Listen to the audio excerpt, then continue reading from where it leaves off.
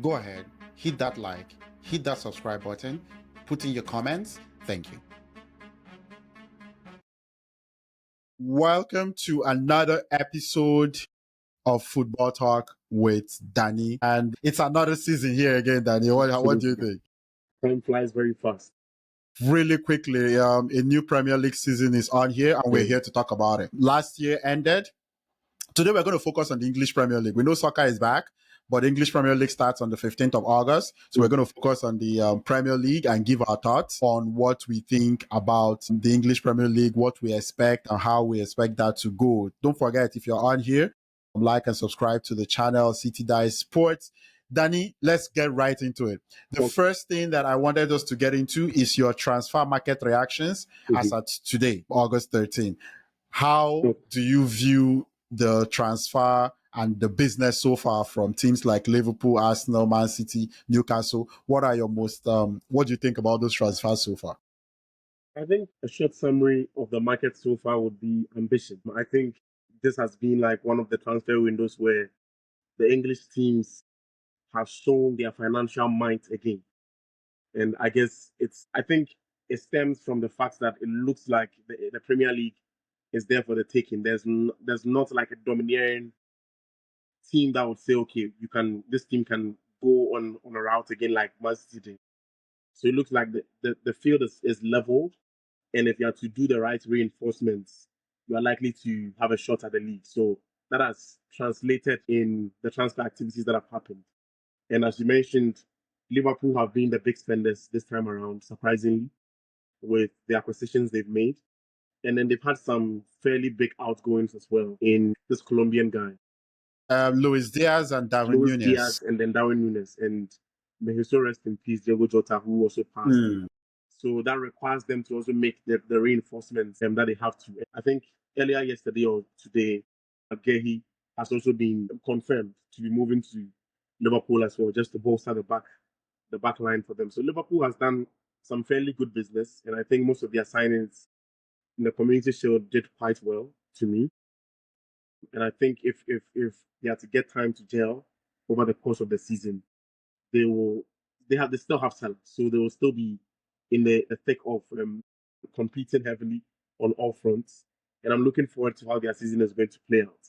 On the other hand, do you have any concerns about their chemistry for Liverpool? Because that would be my number one concern. Watching that game and the goals that they conceded, Van Dijk being a little sloppy, but also the relationship between Van Dijk, I think, Frimpong, and on the other side with Kekes as well. How do you see them dealing with integrating? Now, defensively, they have to integrate left back, right back.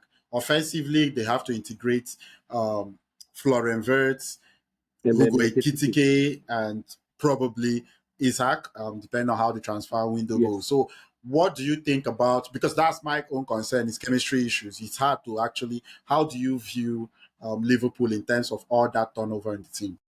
No, I think this is a fair question or a fair apprehension to have about the Liverpool team. If you make too many changes at once, there tends to be a ripple effect, and usually it's not for the best. But I can cite an example of Chelsea in 2005 when Roman Abramovich signed almost 8 or 9 players. But one thing I tend to tell people when it comes to recruitment is if your spine is intact, it makes integration easier for the newcomers.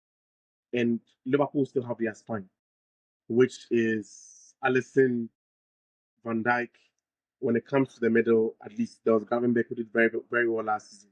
McAllister is still around, right? And then you go to the front line, there's Salah. So the spine still exists, and it would comparatively be much easier for the newcomers to integrate as opposed to, let's say, the situation Chelsea had with bringing in too many players and didn't know how to form a bond. And I think with the changes that have been made or the additions that have been made, I think they are like for like. Trent was never a defensive stalwart, and it's the same for Frimpong. Frimpong is an asset when you're on the offensive. When you are on the defensive end, he's a liability for the most part. So I am sure the likes of Konate and Van Dijk and soon to join Gehi would eventually get to know that they have to cover more grounds when it comes to covering their fullbacks. Kekes, on the other hand, seems to have a balance. He can do both quite well, but Frimpong is where the challenge is going to be, especially when he bumps forward. And as you mentioned, yes, this is not 2021 or 22 anymore. Van Dijk is showing clear signs of a decline. So his pace and everything would be on a downward spiral from henceforth. But the experience is still there. And he is one of the best defenders around. So evidently, that experience would always transfer. And attackers from other teams would give him that respect accordingly, right? And at least when they are on the offensive against Liverpool and coming against Van Dijk, just the name and the aura that he carries, at least will still play in his favor until his shots are completely weak to the point where he has to be taken out of the team like every other great defender has faced in the past, from John Terry to Vidic to Ferdinand and then the likes. So until his uses are done, Van Dijk is still Van Dijk, and the aura he exudes will still be a guiding principle for the new defensive line, or at least the new additions they've made defensively. On the offensive, Salah is around, so they'll be fine. And Ekitike looked good too in the Community Shield. He's similar to Isak, so they'll be fine. At the top up front, Cody Gakpo comes from the bench. He's always a good addition from the bench. So the Liverpool team, the spine is there. The coach has won, so he commands respect. Had it been that he has come in fresh with these new additions, that is where perhaps a friction might have happened, because the seniors would maybe question his methods and whether he's fit enough for the job. But he's now won with them, so he's built, at least he's bought himself a sense of credibility and a certain respect that the newcomers would accord to him, right? And that would make things comparatively easier for him in terms of integration, because the spine exists to give them at least a look in what the tradition looks like at Liverpool, and the coach has won, so you know you're working with a winner. So if he gives you instructions, you go in accordance to that. So I think Liverpool all round is a team that barely gets bashed by the media, so that their assets will be protected to a large extent. And yeah, they'll do well. I foresee them challenging heavily for the title this year, if not retaining it. And so the next transfers that I would like you to take a look into would be those for Manchester United. The three main signings right now, which would be the signings for Brian Mbembo from Brentford, Matheus Cunha from Wolves, and Benjamin Sesko from RB Leipzig. What do you think about those transfers for Manchester United? But I think all around they are good additions. They would give Manchester a facelift, especially from how treacherous their past season was. They won't get any worse than that. I can bet it won't get any worse than that. Anything worse is relegation. Exactly, right? And in as much as, yes, we have our banter and everything with Manchester, they are still, at least when it comes to the Premier League, the most viable brand that the Premier League has on all fronts. So having these new additions to the team would give them a sense of facelift. At least it would take a sense of responsibility away from Bruno Fernandes, because he does a lot of the heavy lifting. He's been doing a lot of the heavy lifting for the past few seasons. But with Mbeumo around, Cunha around, and then possibly Šeško. Even though I don't trust Šeško as much, but we'll see how things will play out with him.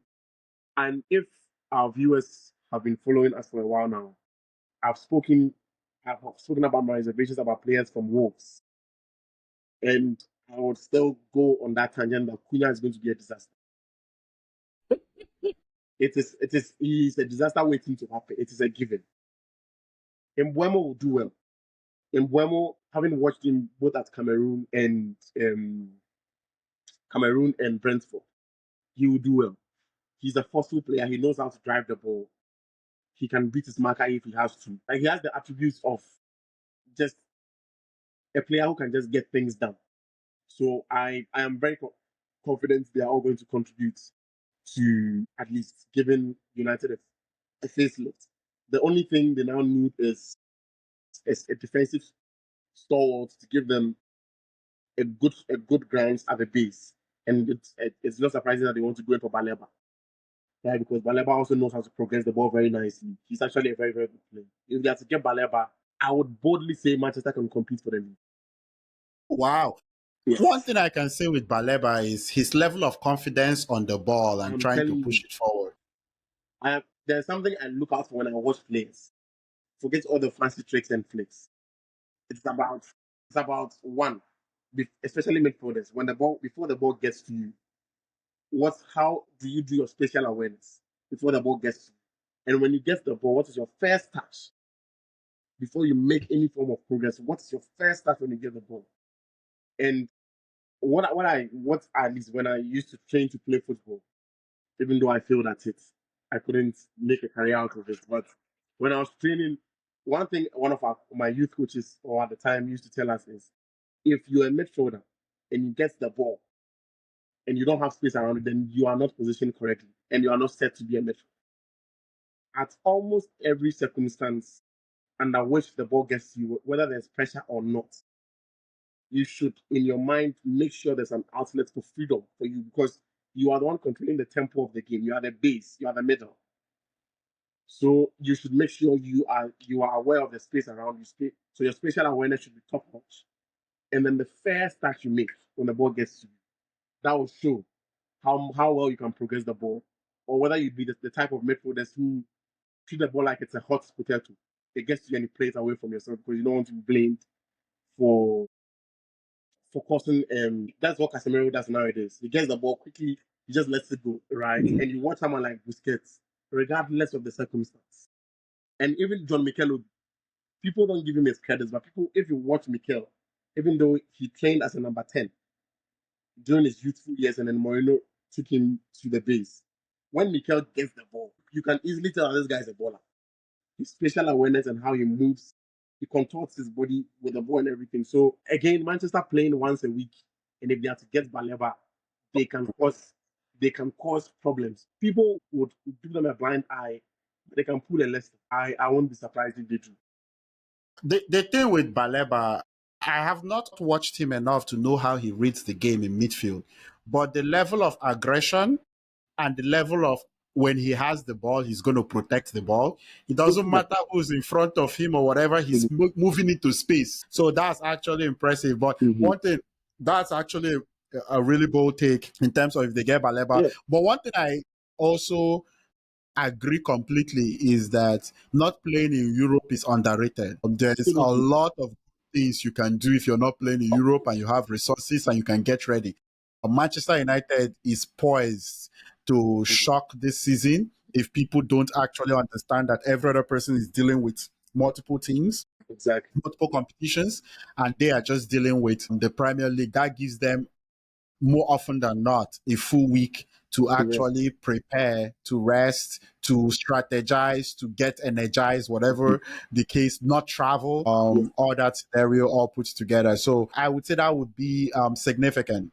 So let's head to Gyökeres and Arsenal and the transfers for Arsenal this season. I think Zubimendi as well, and Zubimendi, this guy from Brentford, Norgard. Zubimendi, Norgard. I think they signed one defender as well.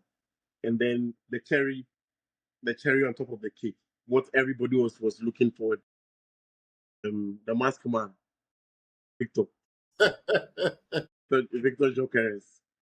No, I think he's a fantastic addition. I am, if you ask me, I am one of Arsenal's biggest haters. But he's going to be a success story. He's a fox in the box. The way he moves in the box, when he gets the ball, not too many touches.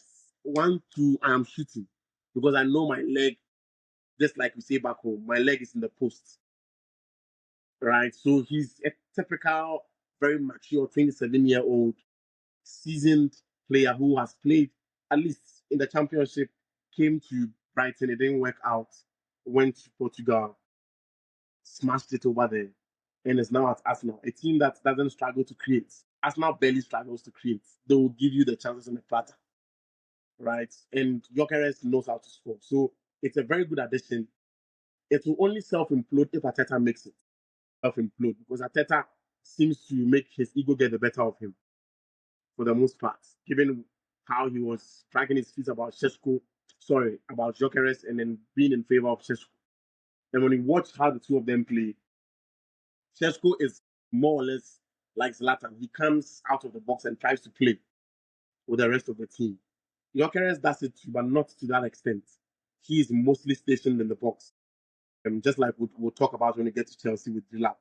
He's more stationed around the box, in and around the box, right? Because he knows if he gets the slightest of space, he's going to punish you. And he always gets it done too. So I have a strong sense that Arsenal would punch maybe a little harder this time around than they did last season. And everything would mostly be contingent on Odegaard if he can pick form again, because he needs to over deliver when it comes to service to the front man or to the big man up front. And Madueke, we even forgot to mention Madueke. Madueke would also add at least some width, because I've seen Ateta using him on the left and Saka on the right. Right. And even though, yes, he prefers to play on the right, it gives him the outlet to just keep crossing almost every time he beats his marker. And you are more than certain that Gyökeres will convert a number of them as the crosses come in. So Arsenal is looking good. At least everybody was saying that this was going to be the missing piece in the jigsaw. So we are left to see how the season will play out.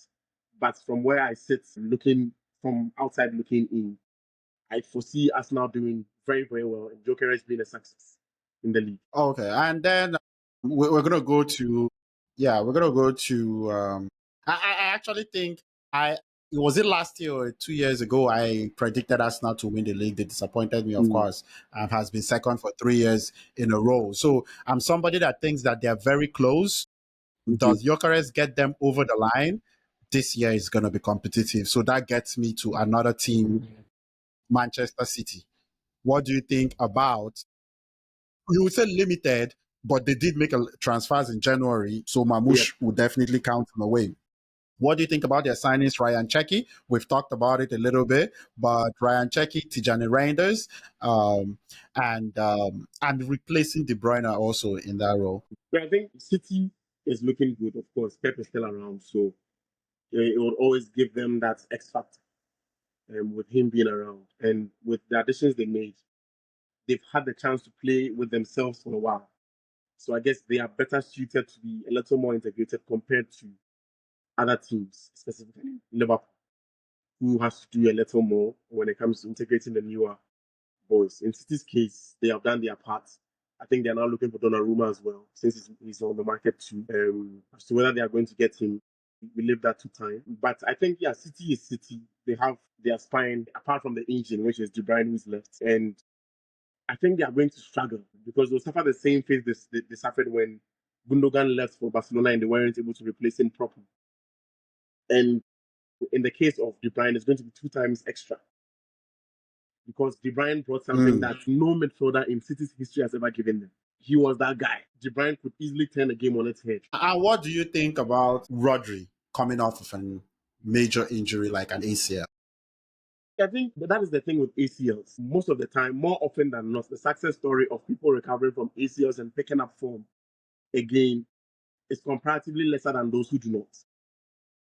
So when you rupture your ACL, it's usually a downward spiral from that point on, unless a miracle comes in for you. It was ACN faced it. ACN had an ACL 2 times. And it was the end of him. He just wasn't able to hit the heights that we thought ACN could, even though he was very good whenever he was available. The same is true for, this guy wasn't a hit per se, but Charlie Mosumba, one of Chelsea's prized academy assets, who got an ACL, and then everything just went downhill for him from there. So ACLs have a way of just slowing things down for you, and it's been evidence where he came back, played in the Club World Cup, and then he's gone back again. All right. So the case of Rodri, we have to give it time and see whether he would come back the same and then still provide the presence that he offered City over the past few years. I doubt that would be the case, but you can never say never when it comes to football. If successive issues when it comes to ACLs are anything to go by, the Rodri we knew that won the Ballon d'Or. Ballon d'Or, yeah. Not too long ago, just a couple of years ago. We are not going to see him again. It's unfortunate, but we are not going to see him again. Yeah, I wanted to get your thought on that. I think that would be a huge part of City's season because a lot of people would think it's the same Rodri you got 2 years ago. There's no In my opinion, I would say not the same Rodri, no De Bruyne, right? Yes. So that would be an interesting dynamic for Manchester City. So that gets us to Chelsea Football Club. João Pedro, Liam Delap. I'll start at the top. I'll let you take it from there. Okay. I think, yeah, Chelsea also made some good additions. And then some recalls like Andre Santos. And then you added Hato, brought in a Sugo. And then, of course, the two talk of town, or the two major signings, so to speak, which was Joao Pedro and then Liam Delap. And just like Man City, these guys got the chance to integrate a little early with a competitive tournament like the Club World Cup, which was a huge success. Joao Pedro has been a revelation since he joined. 5 games, 5 goals. And he's just that striker who doesn't play in the box. So I just like the duality, no, not the dichotomy between the two of them, where Delap can come for the ball and then progress it, but his skill set is more suited around the box and in the box. And then you have the opposite of him, who is Joao Pedro, who can come and play and take on players. If you fool, you dribble you. If you joke, you take care of you. The level of confidence he showed in the Club World Cup was His technique, he knows how to pitch the ball. And the same is true for Liam Delap, right? So I think these signings are looking good so far. Chelsea's in high spirits. They came off. The season ended on an absolute high, and the 2 preseason games have been very good games. So I foresee them having a very good game, even though it's going to be a little tough versus Crystal Palace on Sunday. But I foresee them having a good game and then starting the season strongly. Things have settled. Maybe there were a few additions defensively since Cole has also ruptured his ACL, and things might not be the same for him again. And additions defensively would help. Even though I feel Hato should play, but Hato is 19 years. And in a new league, he might need some guidance. So maybe once, if I had my way, Chelsea would sign Bastoni, but it's not possible. All right. So Chelsea is looking good on paper. And evidently, at least from the preseason and the Club World Cup, the integration seems to be happening quite nicely. So I foresee Chelsea having a very good season as well. Which is very interesting, because if you listen to all we've said right now, Yes. it really leads to think that this is going to be a very competitive season. No, it's going to be All one of 5 the most teams and their competitive. transfers One seems very, to very be competitive. really, really positive, right? About the teams. Any other notable transfers in the Premier League that you would be taking a close look at? I think for notable transfers, Ghanaian interest, so I'll talk about Kudus to Tottenham Hotspurs. I wanted him at Chelsea, but I think the club didn't find him. The club was just lurking around him, but they didn't see him as someone who was willing to go The above and option. beyond. Yes. But I watched him against PSG today, and as usual, he was phenomenal. When he came off, Tottenham lost the grip that they had in the sense of physicality and just ball retention. So I'm looking forward to giving the magic that Thomas Frank worked with Wesa and Mbuemo, how Thomas Frank is going to also improve him, since that we are transitioning into a World Cup season. So we need at least a star player in the best of forms before the World Cup comes around. So yeah, it was a big move, at least for him. 52 million from West Ham to Tottenham. Good move.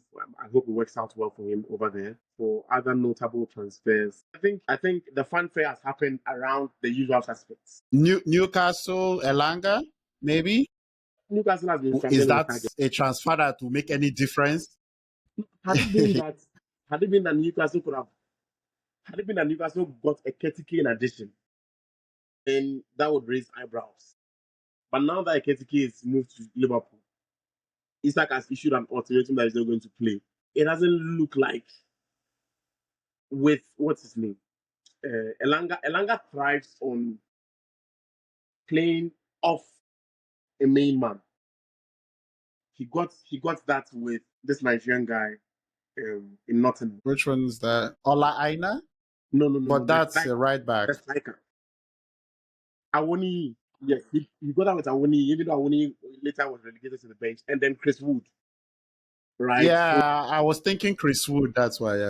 So there's the target man, and then you play off the target man. So if Isak was around, then yes, Isak contains, because Isak, if you fool, Isak will dribble you.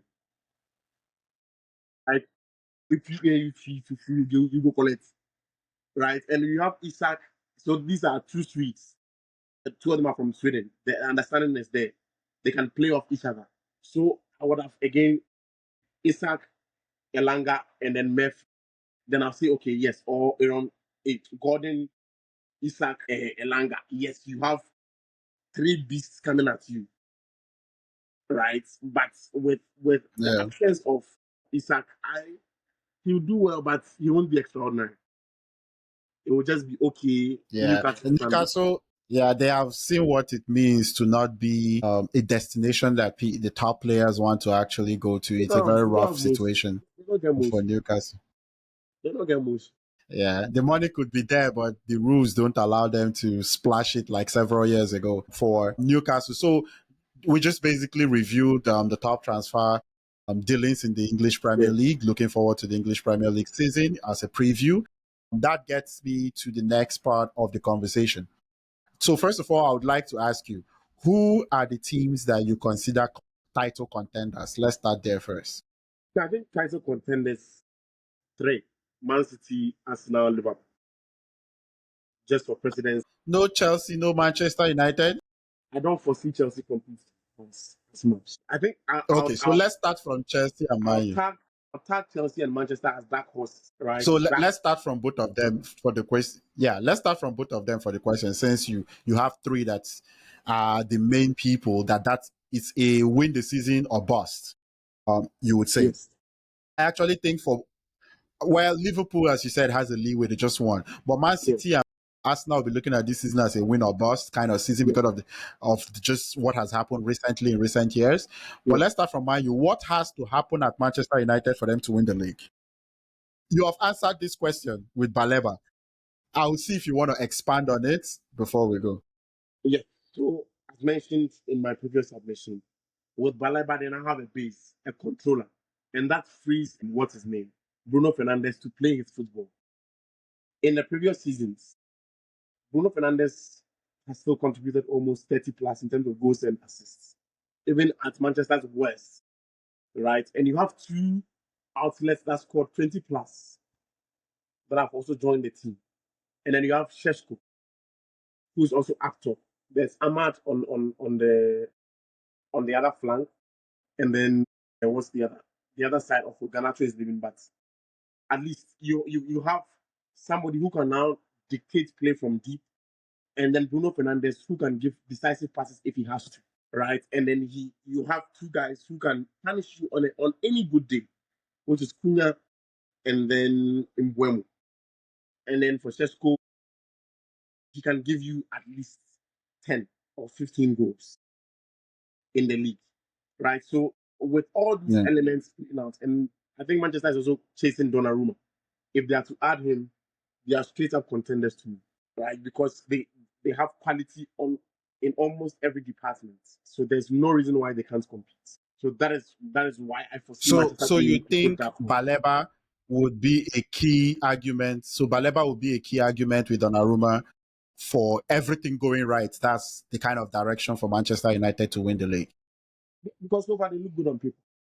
No, we're just making a case for if we can view and make a case for Man U, that would be the case.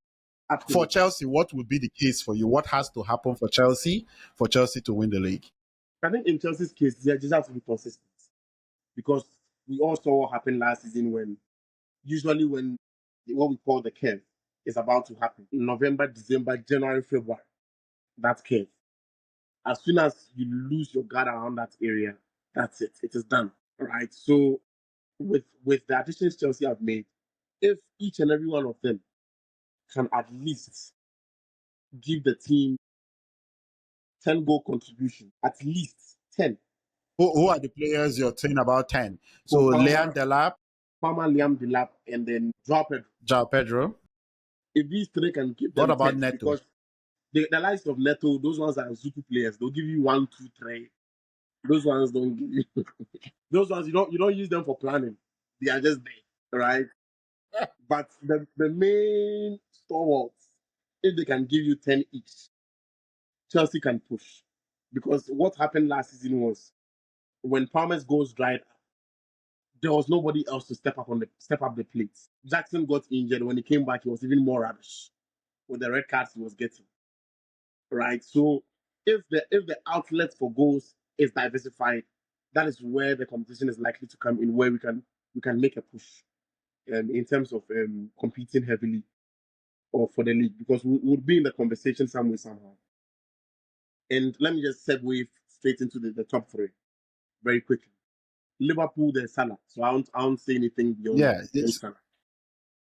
And then so you think for Liverpool to win the league, Salah has to. So So you think Salah need 40 goals plus for Liverpool to win the league? That's what I'm kind of looking we've at. been asking this question for 7 years. He's done it consistently, right? So it is just a matter of how many will he score this time around. Because for the scoring, you go collect, you go get up, right?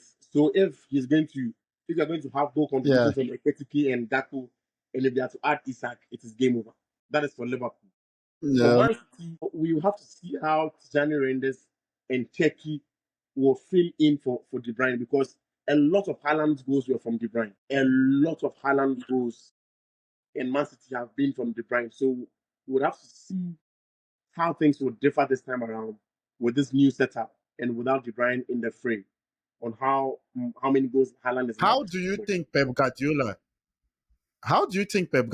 is going to manage a situation that I don't necessarily think typically these are his type of players, especially Ryan Cherki? What do you think Guardiola would have to make them adjust, or you think Guardiola is going to adjust to these players? If I say I have the answers, I'll be lying, because I think Pep is one of the most dynamic managers, and you can never tell what he's going to do before a season starts. Maybe during the early days, he was very predictable because he had a certain set of players who could execute his instructions to a T. But over time, there's been a dearth in the talent pool, right? And he's had to make do with makeshift talents like the ones we've mentioned, from Cherki to Doku, Tijani Reinders, and then the like. Now he's even trying to ship Savino off. He's let Grealish go and everything. So we'll have to see how Pep would also adapt this time around, right? Now that he's freed of the burden of being a defending league winner, right? Now the onus is on Slot. The more you're saying it now, I think Man City is going to struggle again. You know, when you think about it, they were third last year. So we can think of the stretch, but they did end the season with 10 unbeaten games. Yes. But now that I'm sitting here and listening to you, Pep Guardiola would have a rough season with Cherki and Reinders. The things that, you know, and Rodri, you can't push Rodri the way he would normally like to push Rodri. Right? And those players that he was comfortable, Gundogan, that gets his standards, whatever, might be an adjustment for Reinders and Cherki to actually deal with. But yeah, I just wanted to point out, I think listening to you, I think Gundogan and Bernardo and Gundogan is older, right? Their legs are now tired.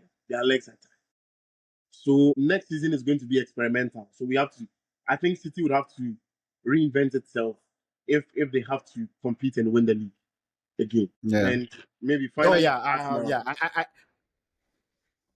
I just had a few thoughts go through my head when I was kind of doing a preview for Man City. There were a lot of questions, but now that I'm actually thinking about it, I thought they would be able to bounce back, as you said, without the pressure. But I think there's going to be a real adjustment here of styles that's going to really happen in that midfield, and not just only because of De Bruyne, but because can you really push Rodri? I complained severely several times about how much Rodri was used and pushed before his ACL injury. If you go back last year, earlier in the year, it was something I did not understand. Even Rodri and De Bruyne, I complained way before they got their injury. I just could not believe that you don't want to give them a break. Does Reinders and Cherki get it? What kind of responsibility that will be expected? I think it is left for us to see. Cherki, I'm a big fan of Cherki. I've always been a big fan of him from his Lyon days when I wanted him to come to Chelsea, but it didn't happen. I think he's going to be a success because Man City plays on the offensive most, and they have the ball most of the time. So you'd have a lot of time on the ball to enjoy his football. For Renders, I wasn't as convinced watching him at AC Milan. So it is left to be seen how he would adapt. But again, he's going to play in a team that possesses the ball a lot. So that gives him time to express himself a little more compared to his time at AC Milan, where the pieces around him were not necessarily the best. So perhaps that could also be a part of the reasons why he was not as outstanding at AC Milan. For these two boys, it is left for us to see how things will play out. Because with Doku, before he came, we all thought he was going to be a monster hit, but also how it turned out. He's just okay, nothing extraordinary with him. So we'll just have to see how things will play out. And just when you, maybe very briefly, when you mentioned Rodri and overusage, my mind just went to Caicedo. And I'm now happy at least Esugo is around who can deputize him, who seems to be a like for like in terms of skill sets. So that is also at least one thing that would be favorable for Chelsea going forward, given the number of competitions they are playing in the season. Oh yeah, one thing I one thing I like about Chelsea that I've said recently is the foundation of Enzo Fernandez and Moises Caicedo is a good foundation to work out. That's for me when I look at football. That's where I start. Some people can tell you offense, wingers, defenders. Yeah, For me, it's the N'Golo Kante positions. I'm looking at yeah, if you don't have that solid middle for me, that's where it begins. Even for Man City, when they had success, I thought it was about Rodri. I just thought if there was no Rodri, Fernandinho played his part, getting old, whatever. But yeah, when yeah, Rodri came in and he was the dude, that's usually where a lot of winning happens for me, right? exactly. And maybe we're underrating it a little bit, but Ryan Gravenberch too, with what he did with No, he Liverpool, was fantastic just last season. like if he's solid player, yeah. So that's where I look at it, and I'm looking at Chelsea, and I say you have a good place to start from. What needs to happen for the team to actually win the league? Let's do Arsenal. What needs to happen for Arsenal to go from second position 3 years in a row and Mikel Arteta to finally lift the English Premier League in what I would consider so far to be a fantastic job by him, but he needs to win the English Premier League. What needs to happen for Arsenal? What are all the things that has to go right or what they have done to prepare themselves for that opportunity and to do it? Okay, I think for Arsenal, they have to do three things: maintain their defensive impenetrability because they've considered the least over the past few years. Incredible. Yes, so they have to maintain that because you need that to win the league. And then two, the midfield. Zubimendi is in, Norgard is in, and then Odegaard and Rice. I don't know who is going to be at the base. It's typical Spanish deep line playmaker. Not so much on the strength side, but more on the technique. So we'll have to see how that will play out.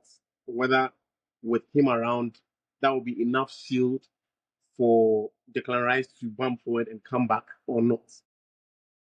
Right? And maybe Norgard might do that job. We never know. We have to see how that will play out because Partey is not there anymore to provide that defensive shield that he offered the Arsenal at least defense because he could break lines very easily and break passes as well very easily. So we'll have to see how the midfield would adapt. Odegaard has to wake up from his slumber. It is plain and simple. What do you mean? It seems like he's had some solid years here, right? That's what I'm saying. Over the past 2 years, he's been wasting, and now they have an outlet that can fire on all cylinders if serviced properly. So he has to find a way, whether by hook or crook, to be able to at least defense splitting passes to the front man. He 9 out of 8 out of 10 he's converting for you. It is a given. If Saka can stay fit, he is always an asset. Right? He can beat his marker. He usually plays that 5 yard pass across the 5 yard line. And it is always dangerous. What has happened in the past is there's nobody to convert it. But now with a fox in the box around, if he's able to still give those services, 9 out of 10, I'm very confident Gyökeres will put them away. Gyökeres has to hit the ground running. There's no time for adaptation. You are coming off the back of a monstrous season, albeit in Portugal. but to score 60 plus goals in a season, even if we are to halve it, it is and say that okay, the Portuguese league is not competitive.